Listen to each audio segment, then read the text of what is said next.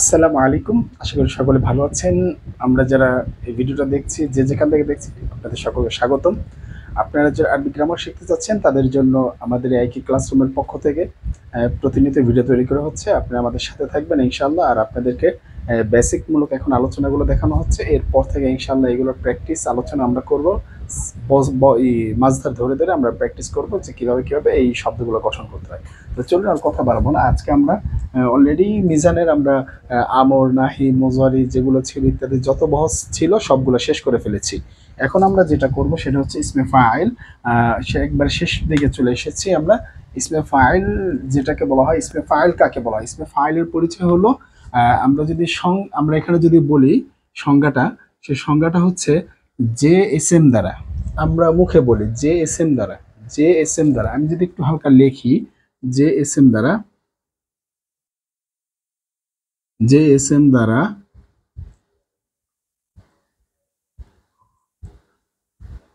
কর্তা বোঝায়, কাজের কর্তা বোঝায়, কাজের কর্তাকে কর্তাকে বোঝায়,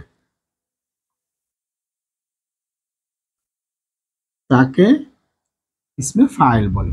তাই যে এস এম দ্বারা কাজের কর্তাকে বোঝায়, যে এস এম দ্বারা কাজের কাজ মানে যার দ্বারা কাজ সম্পাদন হয়, যার দ্বারা কাজ সম্পন্ন হয়, যিনি কাজ করেন, যিনি কাজ করেন তাকে বলা হয় ইসমে ফাইল। ইসমে ফাইল কাকে বলা হয়? যে কাজটা করেন। যেরকম আঘাতকারী, আঘাতকারীকে আমি আঘাত করলাম, আমি প্রহারকারী, কিংবা আমি সফরকারী, ঠিক না, ভ্রমণকারী, এটা কে? আমি না? তাহলে এখানে কাজ, ভ্রমণ এবং কাজ আমার ভিতরেই আছে, ঠিক না? তাহলে এখানে কর্তা, যে কাজের সম্পাদনকারী, যে কাজটা করে, যে কাজটা করে তাকে বোঝায়, সেটাই হচ্ছে ইসমে ফাইল। তো ইসমে ফাইলে আমরা এটা সংজ্ঞাটা শিখলাম। তাহলে ইসমে ফাইলের সংজ্ঞাটা কি? যে কাজ করে, যিনি কাজ করেন তাকে ইসমে ফাইল বলে, যিনি কাজ করেন তাকে ইসমে ফাইল বলে। আচ্ছা, ঠিক আছে। এরপরে আমরা চলে যাই যে ইসমে ফাইল তো বলে আমরা চিনলাম। এরপরে আমরা এই ইসমে ফাইল কিভাবে তৈরি করতে হয়, ইসমে ফাইলের সিগাগুলো কিভাবে তৈরি করতে হয় সেগুলো এখন দেখব। হ্যাঁ, তাহলে এখন একটু আমরা সেগুলো দেখি। ইসমে ফাইলের সিগা কিভাবে তৈরি করতে? ইসমে ফাইলের সিগা দুইভাবে তৈরি করা যায়। ইসমে ফাইলের সিগা দুইভাবে তৈরি করা যায়। ইসমে ফাইলের সিগা দুইভাবে তৈরি করা যায়। ফাইলের সিগা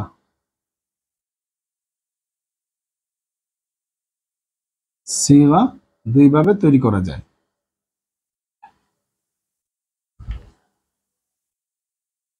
তৈরি করা যায় দুইভাবে তৈরি করা যায়। ইসমে ফাইলের সিগা কয়ভাবে তৈরি করা যায়? দুইভাবে তৈরি করা যায়। নাম্বার ওয়ান, নাম্বার ওয়ানে হবে, নাম্বার ওয়ান, নাম্বার ওয়ানে কি হবে? নাম্বার ওয়ান সেটা হচ্ছে, নাম্বার ওয়ানে আমরা যেটা বলবো সেটা হচ্ছে সুলাসি মুজাররদ। সুলাসি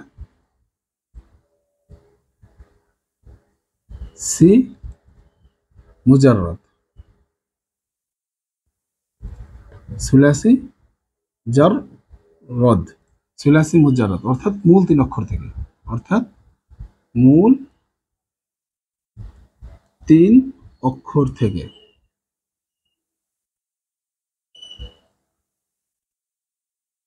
মূল তিন অক্ষর থেকে। তাহলে মূল তিন অক্ষর থেকে সুলাসি মুজাররদ মানে কি? মূল তিন অক্ষর থেকে শব্দটা তৈরি করতে হবে, মূল তিন অক্ষর থেকে। আরেকটা নাম্বার টু, এটা হচ্ছে মাজিদ ফি, সুলাসি,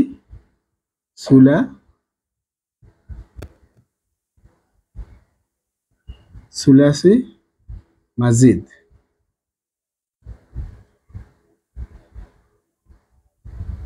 ফিহি। এটা হচ্ছে মূল তিন অক্ষরের সাথে অতিরিক্ত অক্ষর, মূল তিন অক্ষর, মূল তিন অক্ষর,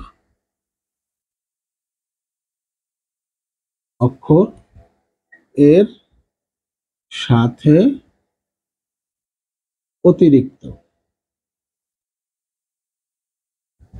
ডট ডট অতিরিক্ত অক্ষর থেকে। তাহলে মূল শুধুমাত্র যে কিছু শব্দ আছে, একটা শব্দ আরবিতে আমরা জানি, আমরা জানবো সামনে, একটা শব্দ গঠিত হয় শুধুমাত্র মূল তিন অক্ষর থেকে।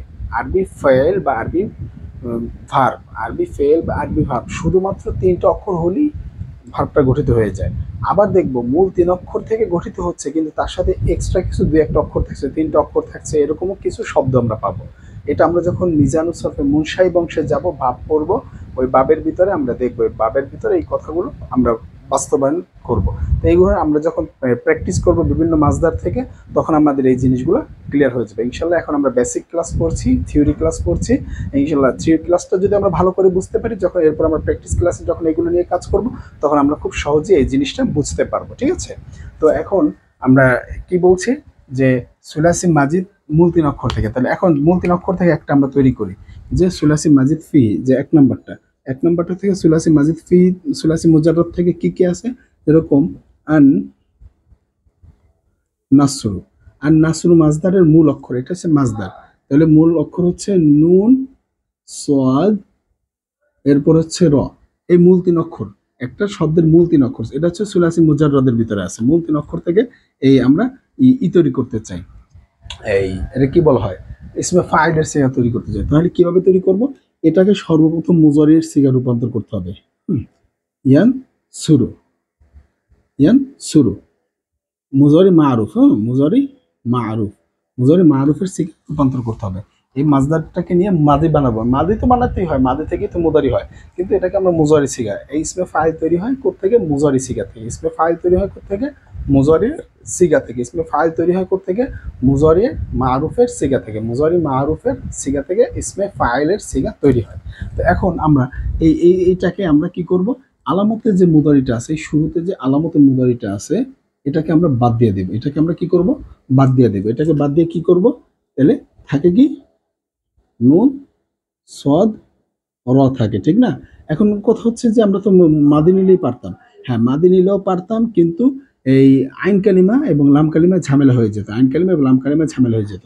তাহলে সেই জিনিসটা কি? তাহলে এখন নুন সদ র, তাহলে এখন কি রইলো? নুন সদ র। এই যে, তাহলে এটা থেকে কিভাবে গঠিত করব? শুরুতে এই নুনটাকে আমরা লিখব না, সাথে একটা আলিফ যুক্ত করব, খালি আলিফ না, নুনে জবর দেব। ঠিক আছে? নুনে জবর দিয়ে ফেলবো, এই সাকিনটাকে সরাই কি করব? নুনে জবর দিয়ে ফেলবো। এরপরে কি দেব? সদ দেব, সদ, সদ, তারপরে র। এরপরে সদ যে আসছে না, এই আলিফের পরে যে সদ, এই পেশটাকে জের বানিয়ে দেব, না সি।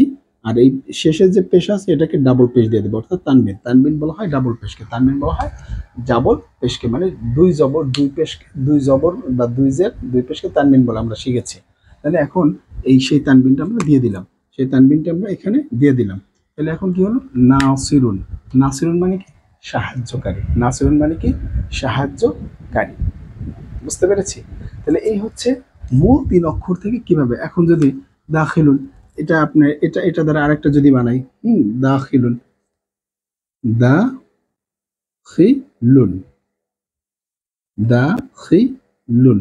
দেখুন, ফা কালিমার পরে, এই ফা কালিমাটার পরে, ফা কালিমাটার পরে ইসমে ফাইলের ক্ষেত্রে এই যে ফাইলুন, এই ওজনেই আমরা বাড়াবো। মূল 3 অক্ষরটা যখন হবে, মূল 3 অক্ষর যখন হবে, মূল 3 অক্ষর যখন হবে, তখন এই ফাইলুনের ওজনেই আমাকে এই সিগাটা বানাতে হবে। ফাইলুনের ওজনেই আমাকে সিগাটা বানাতে হবে। কার ওজনে? ফাইলুন, এই ফাইলুনের ওজনে আমাকে বানাতে হবে। তাহলে ফা কালিমা প্রথম যে অক্ষরটা থাকবে, তারপর একটা আলিফ, খালি আলিফ যুক্ত করতেই হবে। তাহলে একটা খালি আলিফ যুক্ত করতেই হবে। এবং আইন কালিমা যে থাকবে, আইন কালিমা মাস্ট বি জেড দিতে হবে, মাস্ট বি জেড দিতে হবে, এখানে জবর দিলে হবে না, জেড দিতে হবে। এবং লাম কালিমায় তানবিন দিতে হবে, এই দুই পেশ দিতে হবে। তাহলে এটা কি হয়ে যাবে? দাখিলুন, তাহলে প্রবেশকারী। হ্যাঁ, নাজিরুন, প্রদক্ষ মানে প্রত্যক্ষকারী। নাজিরুন যেরকম আমরা বলি, নাজিরুন যদি আমরা বলি নজরা, ঠিক না? না জি রুন, না জি রুন, প্রত্যক্ষকারী, প্রত্যক্ষকারী। এরকম করে আমরা যদি আরো কিছু একটু দেখি, আমি একটু দু একটা মাজদার নেই, মাজদার থেকে আমি বানাই। এরপরে হামিদুন, যদি হামিদুন থেকে বানাই, হামিদুন, হামিদুন, প্রশংসাকারী। বোঝা গেছে না? তো এইরকম ভাবে যে কোনো শব্দ থেকে আমরা যখন এই ওজনে, ফাইলের ওজনে প্রথম নিয়মে বানাবো। আমরা কোন নিয়মে বানালাম? এই মূল 3 অক্ষর থেকে প্রথম নিয়মে বানালাম। তাহলে এই মূল 3 অক্ষর থেকে, মানে সুলাসি মুজাররদ থেকে মাজদারটা, মানে সেটাকে মুজারিতে কনভার্ট করতে হবে, মুজারি মারুফে কনভার্ট করতে হবে। সেই মুজারি মারুফ থেকেই, অর্থাৎ স্বাভাবিক নিয়ম যেটা।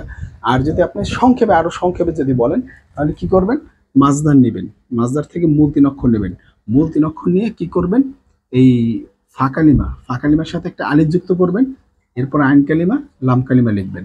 ফাঁকালিমার সাথে একটা আলিফ যুক্ত করবেন, ফাঁকালিমার সাথে একটা আলিফ যুক্ত করেছি এবং আইন কালিমা লাম কালিমা লিখেছি। ফাঁকালিমার সাথে আলিফ যুক্ত করে ফাঁকালিমায় দেব জবর, আইন কালিমায় দেব জের, লাম কালিমায় দেব তানবিন।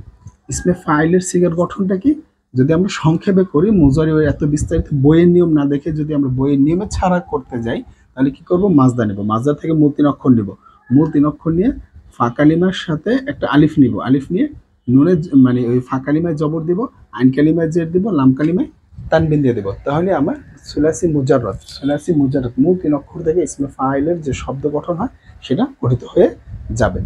বুঝতে পারছি, আশা করি বুঝতে পেরেছি।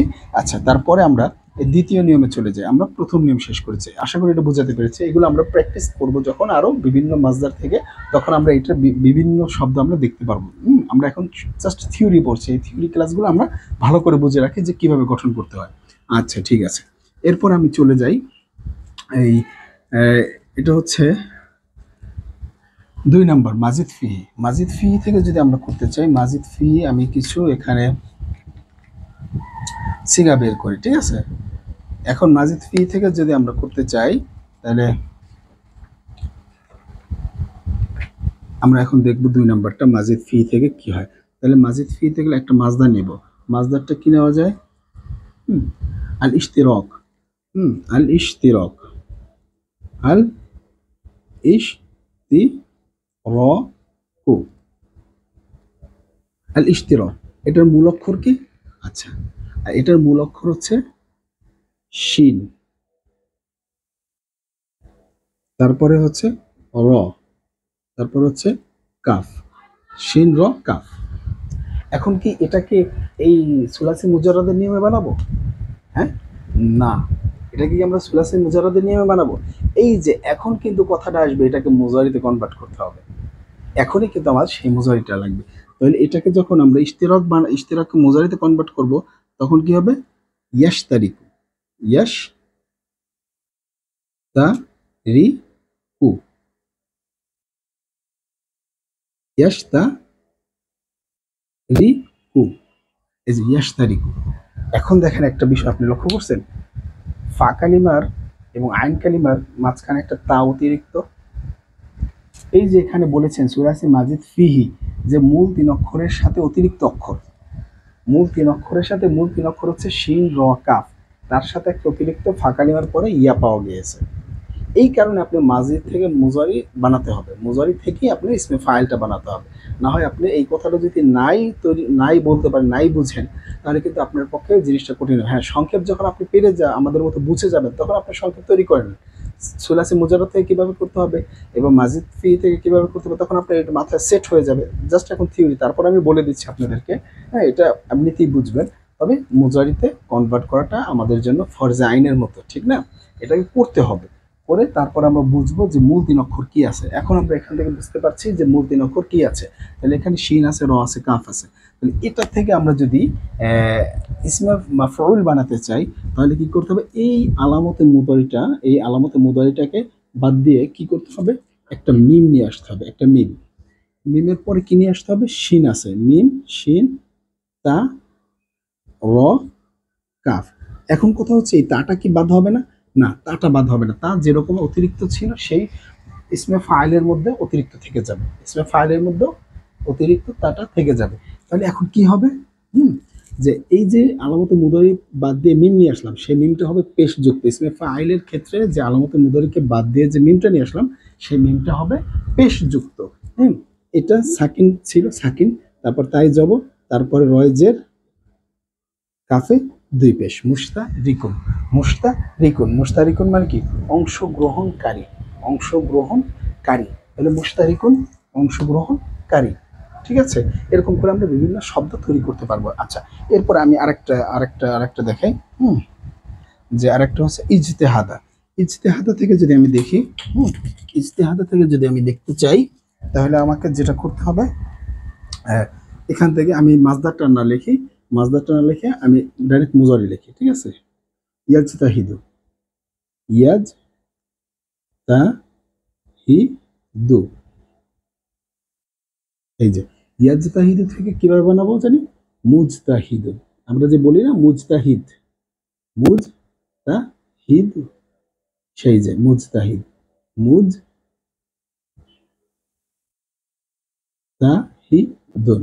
এই যে মুজতাহিদুন মানে কি, পরিশ্রম, পরিশ্রম, পরিশ্রমকারী, পরিশ্রমকারী, যিনি পরিশ্রম করে, পরিশ্রমশীল ব্যক্তি বলি না, তাহলে মুজতাহিদ।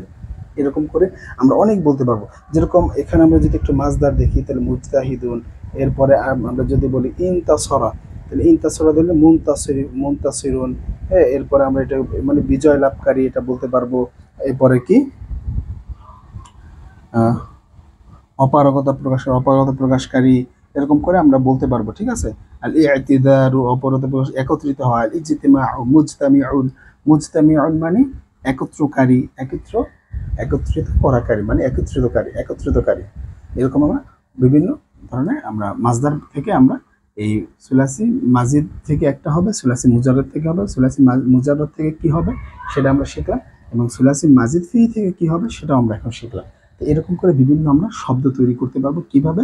এই যে প্রথম নিয়মটা আবার বলে দিই, প্রথম নিয়মটা হচ্ছে কি ফাইলুন, প্রথম নিয়ম মানে সুলাসি মুজাররদ থেকে যেটা তৈরি করতে হবে সেটা হচ্ছে ফাইলুনের ওজনে। কিভাবে, ফাইলুনের ওজনে, অর্থাৎ ফা কালিমা মাজদার থেকে ফা কালিমা নিব, ফা কালিমায় জবর দেবো, সাথে একটা আলিফ নিব, খালি আলিফ, এবং আইন কালিমায় জের দেবো, লাম কালিমায় পেশ দেবো। অর্থাৎ কিভাবে জিনিসটা হবে এভাবে, ফা ফা এই লুন, এই লুন, এভাবে হবে। আর দুই নম্বরটা কিভাবে হবে, মাজিদ ফি থেকে মূর্তি অক্ষর থেকে এটা মুজারিতে, দুটোই মুজারিতে কনভার্ট করবো। তাহলে মুজারিতে যদি কনভার্ট করে নেই, মুজারিতে যদি কনভার্ট করে নেই, তাহলে মুজারি থেকে এই যে আলামতে মুদারিটা, সেই আলামতে মুদারিটাকে কি বানাতে হবে, পেশ। আলামতে মুদারিটাকে কি বানাতে হবে, পেশ। আর ওই যে অতিরিক্ত অক্ষর সেটা থেকে যাবে, সেটা কোনো কিছুই সরানো যাবে না। এরকম বিভিন্ন ভাব আসবে, তাইলে এটা সরানো যাবে না। তাহলে এটা যেভাবে আছে সেভাবেই থাকবে, অতিরিক্ত অক্ষরটা যেভাবে আছে সেভাবেই থাকবে। শুধু আলামতে মুদারিটাকে পেশ বানাবো, হ্যাঁ, আলামতে মুদারিটাকে মিম বানাবো, সেই মিমের উপরে পেশ দেবো। আলামতে মুদারিটাকে কি বানাবো, মিম বানাবো, সেই মিমের উপরে কি করবো, পেশ দিব, এবং আইন কালিমায় জের দেবো, লাম কালিমায় তানবিন দেবো। তাহলে কি হয়ে যাবে, যেরকম মুশতারিকুন মুজতাহিদুন। বুঝতে পেরেছি? তো এই হচ্ছে আমাদের এই ইসমে ফাইলের গঠন। পরবর্তী ভিডিওতে আমরা ইনশাআল্লাহ ইসমে মাফউলের যে গঠনটা আছে সেই ইসমে মাফউলের গঠনটা সুন্দরভাবে আমরা একটু বিস্তারিতভাবে দেখব। আর ইনশাআল্লাহ আমাদের এইগুলো নিয়ে আবার মাজদার বিভিন্ন ভাবের মাজদার নিয়ে আমরা প্র্যাকটিস ক্লাস করব। সেখানে এখন আমরা থিওরি শিখেছি, সেই থিওরিগুলো ভালো করে বুঝে নেই, মাজদার ক্লাসে আমরা এগুলো পুরো ক্লিয়ার হয়ে যাব। তো আজকে এই পর্যন্ত, পরবর্তী ভিডিওতে দেখা হবে। আসসালামু আলাইকুম।